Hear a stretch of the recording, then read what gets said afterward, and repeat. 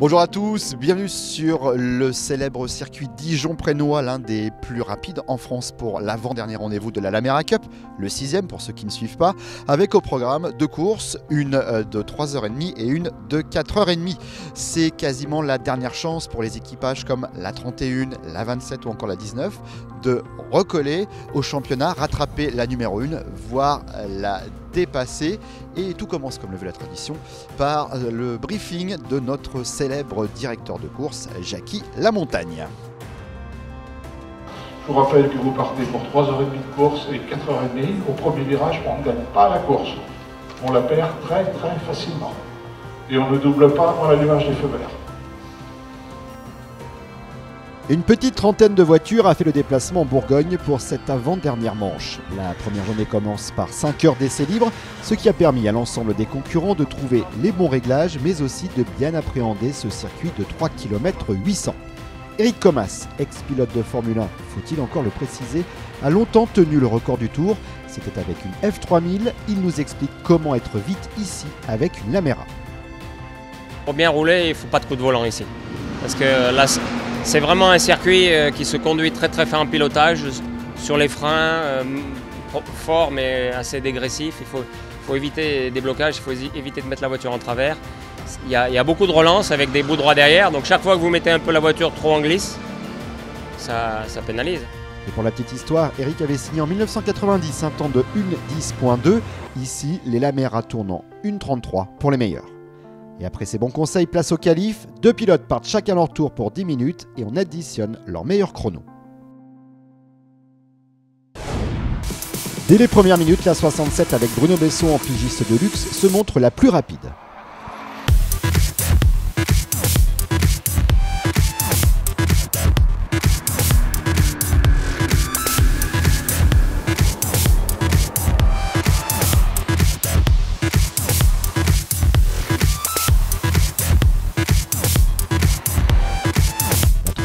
D'Hervé Dumas est derrière, lui aussi a fait appel à deux invités, Margot Lafitte et Arnaud de Samer, de retour de blessure. Du côté de la 27, le changement de pilote s'est fait dans la bonne humeur, Halloween oblige.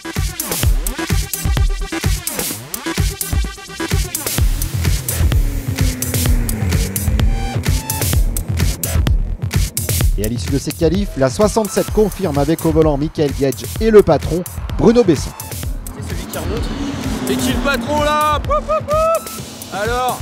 Non bah c'est cool, on revient, boum, Paul, bah voilà quoi, c'est qui le patron quoi. C'est fait quoi. Non, c'est bien pour Mika, il m'a téléphoné il y a 5 jours en me disant qu'il faut qu'on fasse la pole, faut que tu viennes. Donc j'ai fait bon bah mission quoi, donc mission réussie avec brio.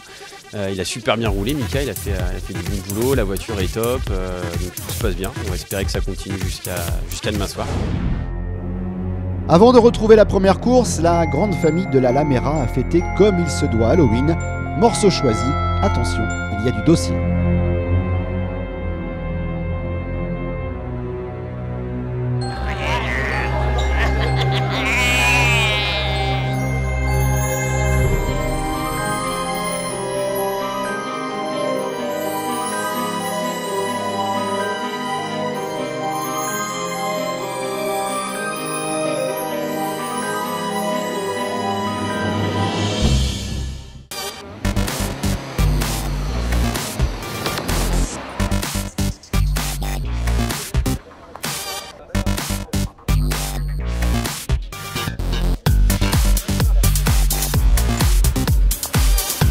Allez, c'est parti pour 3h30 de course avec la 67 en pole position, la 38 à ses côtés, 43 et 31 en deuxième ligne, suivi de la 19 et la 17.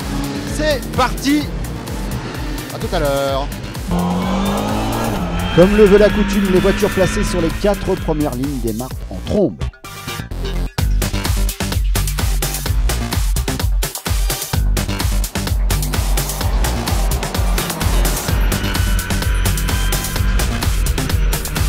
Coude à coude, la 38 et la 67 partent à la faute dans la remontée après la parabolique.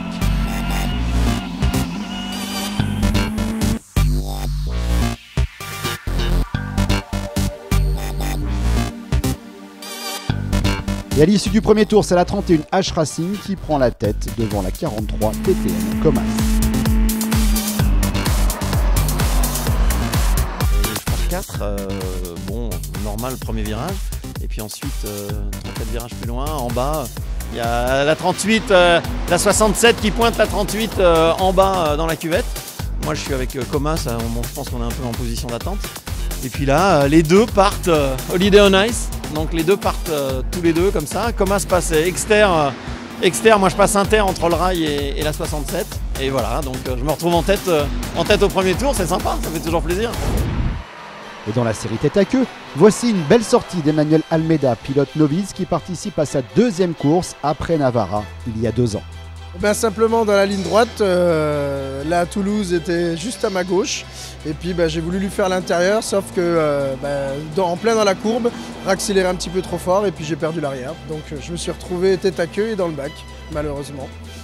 La 15, Lux Motor va ensuite prendre la tête dans cette première demi-heure, mais la remontée de ce début de matinée revient à la numéro 20, partie en fond de grille. Emmanuel Orgeval remonte l'ensemble des concurrents à Nard. Je me suis vraiment régalé, TTM m'a fait une super voiture et après tous les déboires des essais qualificatifs, on part de très loin, 22 ou 24 je crois, et jusqu'à la première place. Derrière, on retrouve la 31 H Racing, la 15 Lux Motor, la 38 TTM Auto Leclerc et la 43 TTM Comas. Suite aux différents safety cars et changements de pilote, la tête de course va changer régulièrement.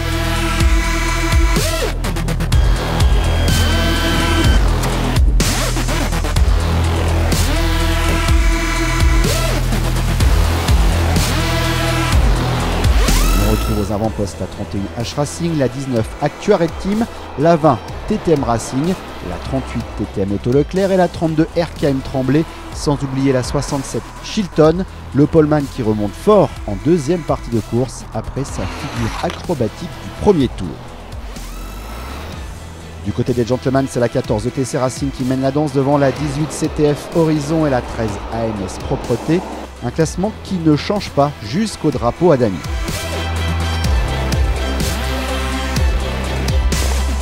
Concernant la tête de course, la 19 Actua Red Team se classe au final 3e et récupère des points précieux puisque la 1 a souffert et se retrouve loin dans le classement.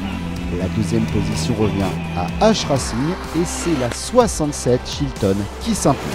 Tout le monde a très bien roulé. Olivier franchement qui n'avait pas fait un tour hier en essai libre ni en essai qualif a fait des super temps. Voilà, et puis après on avait assuré avec Bruno Besson et Thierry Soave qui sont de l'expérimenté autant en nage que sur les circuits automobiles. Donc voilà, ça, pour Olivier et moi, c'est un grand bonheur, vraiment.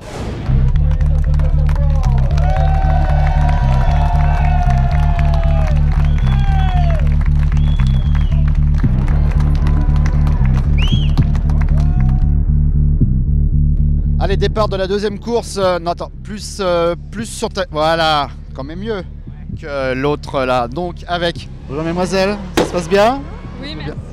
Alors avec, en pole position, je suis un petit peu ému, excusez-moi, la 38 avec une autre charmante jeune fille, Margot Lafitte, la 31 H Racing encore là en première ligne, et puis deuxième ligne 67-43, et puis troisième ligne, c'est quoi là? Je n'arrive pas à lire, j'ai pas mes lunettes.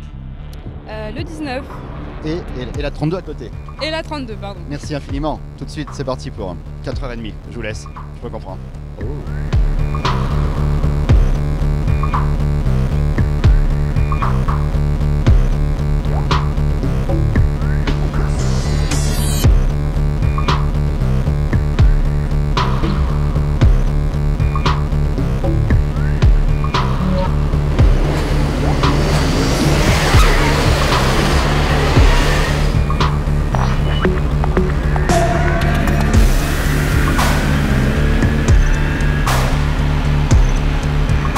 Si la 38 conserve l'avantage de sa pole en début de course, c'est ensuite deux gentlemen qui vont dominer la première demi-heure.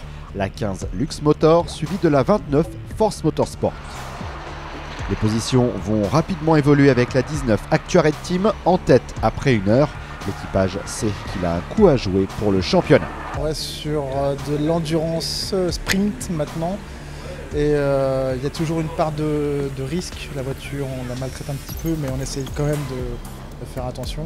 mais derrière ça roule vraiment très très fort. Donc oui, il y a forcément une prise de risque. Venu partager un moment avec son fils Anthony, Eric Comas prouve qu'il connaît ce circuit par cœur. À bord de la 43 Comas Racing, il prend la tête de la course pendant un long moment.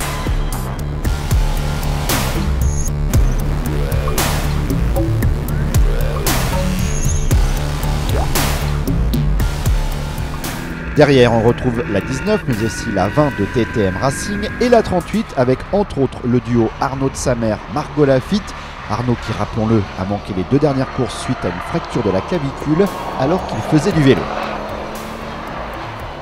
C'est bidon complet la clavicule, le coup de la clavicule quoi. Et en fait il voulait rentrer dans le sac privé fermé des cyclistes, tu sais, il faut se péter la clavicule pour en être.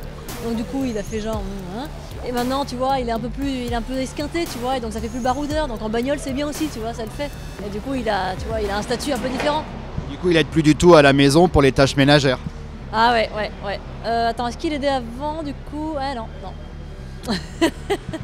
Pas de polémique, revenons plutôt à la course où l'équipage en tête du championnat souffre. Ça se passait un petit peu mieux jusqu'à ce qu'on ait une durite de Sural qui nous lâche et puis maintenant un radiateur cassé avec probablement un joint de culasse. Donc là on est dans les profondeurs du classement et il est fort probable qu'on perde la tête du championnat et qu'on accuse une cinquantaine ou une soixantaine de points de retard même. Ça va sinon? Bah ouais, il faudrait que je parle à Wilfried de savoir si on pouvait pas arrêter le championnat juste avant la course de Dijon. Ça c'est peut-être encore notre chance pour pouvoir gagner cette année. Et malheureusement pour Pierre Coinon, Wilfried n'a pas retenu l'idée.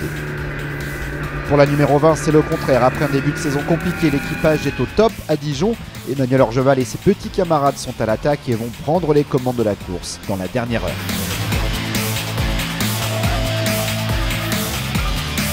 Côté gentleman, la victoire revient à la 40 Transport CRG devant la 21 Actua Green Team et la 18 CTF Horizon qui signe son 2e podium du week-end.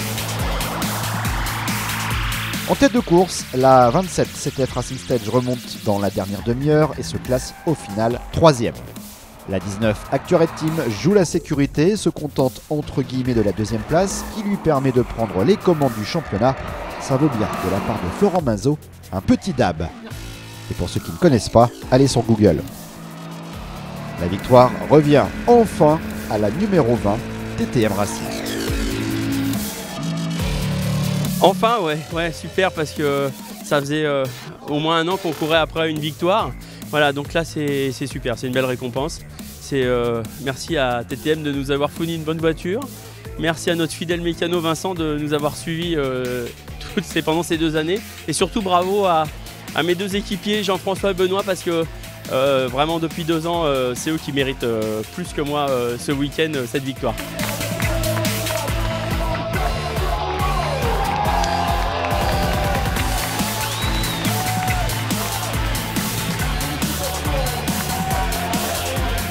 Ainsi s'achève cette 6e édition avec, vous l'avez compris, un nouveau leader au championnat. Prochain rendez-vous week-end du 29 novembre pour Manicourt et une course de 24 heures. D'ici là, portez-vous bien.